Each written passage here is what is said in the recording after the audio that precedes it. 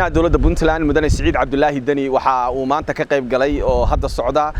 shirka dawladda federaalka iyo dawladaha xubnaha ka ah iyo maamulka gobolka Banaadir oo hadda furmay oo ka furmay xarunta madaxtooyada ee Soomaaliya madaxweynaha dawladda Puntland waxa uu madaxda dawladda federaalka iyo madaxda dawladaha xubnaha ka ah kala hadlaya sidii ay dalkan uga dhici lahayd doorasho wadar ogol oo la isla ogol yahay oo waqtigeeda ku dhacda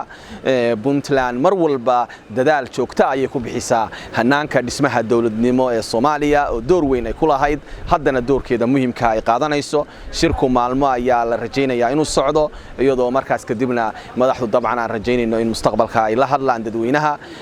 waxaan ka filaynaa wax wanaagsan inay mustaqbalka ka soo baxaan